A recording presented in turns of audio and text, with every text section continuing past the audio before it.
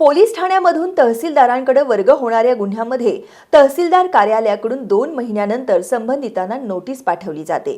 यामध्ये अनेक वाद आपापसात मिटवले जात असतानाही नोटीस आल्यानं संबंधितांना तहसीलदार कार्यालयाचे हेलपाटे मारावे लागतात।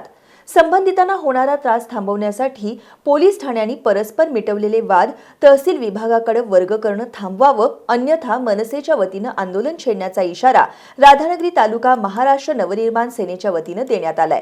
तहसीलदार अनिता देशमुख यांना याबाबतचं निवेदन देण्यात आलं। यावेळी मनसेचे राधानगरी तालुका अध्यक्ष राहुल कुंभार, जिल्हा उपाध्यक्ष राजेंद्र चव्हाण यांच्यासह मनसेचे कार्यकर्ते उपस्थित होते।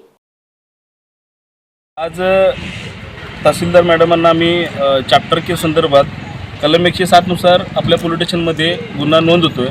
2 आपापसात लोकांची भांडणं होतात आणि त्या संदर्भात एखादा जातो तिथे गुन्हा नोंद करतोय आणि ते गुन्हा नोंद झाल्यानंतर न्यायदंडाधिकारी तहसीलदार ऑफिसमध्ये इकडं चॅप्टरहून त्यांच्याकडे केस येत्या, पण त्या केसची नोटीस ते आपापसातले वाद मिटल्यानंतर 2 महिन्यानंतर ती लोकांना मिळते आणि ह्याचा त्रास सर्वसामान्य जनतेला होतोय।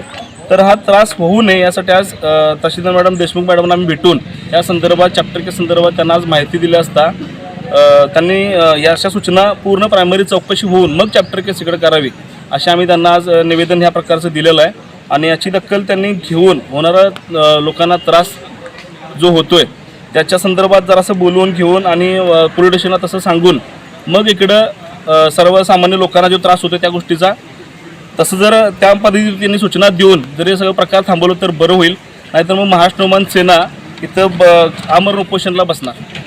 जय महाराष्ट्र।